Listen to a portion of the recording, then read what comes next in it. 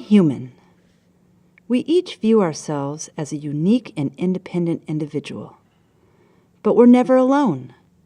Millions of microscopic beings inhabit our bodies, and no two bodies are the same. Each is a different habitat for microbial communities, from the arid deserts of our skin to the villages on our lips and the cities in our mouths. Even every tooth is its own distinctive neighborhood. And our guts are teeming metropolises of interacting microbes. And in these bustling streets of our guts, we see a constant influx of food, and every microbe has a job to do. Here's a cellulitic bacteria, for example. Their one job is to break down cellulose, a common compound in vegetables, into sugars. Those simple sugars then move along to the respirators, another set of microbes that snatch up these simple sugars and burn them as fuel. As food travels through our digestive tract, it reaches the fermenters who extract energy from these sugars by converting them into chemicals like alcohol and hydrogen gas, which they spew out as waste products.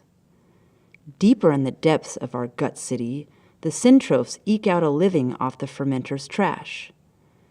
At each step of this process, energy is released, and that energy is absorbed by the cells of the digestive tract. This city we just saw is different in everyone.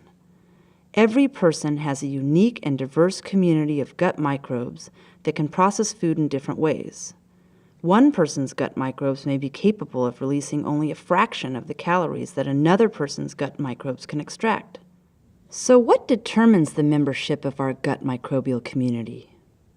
Well, things like our genetic makeup and the microbes we encounter throughout our lives can contribute to our microbial ecosystems. The food we eat also influences which microbes live in our gut. For example, food made of complex molecules like an apple requires a lot of different microbial workers to break it down. But if a food is made of simple molecules like a lollipop, some of these workers are put out of a job. Those workers leave the city, never to return. What doesn't function well are gut microbial communities with only a few different types of workers. For example, humans who suffer from diseases like diabetes or chronic gut inflammation typically have less microbial variety in their guts. We don't fully understand the best way to manage our individual microbial societies, but it is likely that lifestyle changes, such as eating a varied diet of complex plant-based foods, can help revitalize our microbial ecosystems in our gut and across the entire landscape of our body. So we are really not alone in our body. Our bodies are homes to millions of different microbes, and we need them just as much as they need us. As we learn more about how our microbes interact with each other and with our bodies, we will reveal how we can nurture this complex invisible world that shapes our personal identity, our health, and our well-being.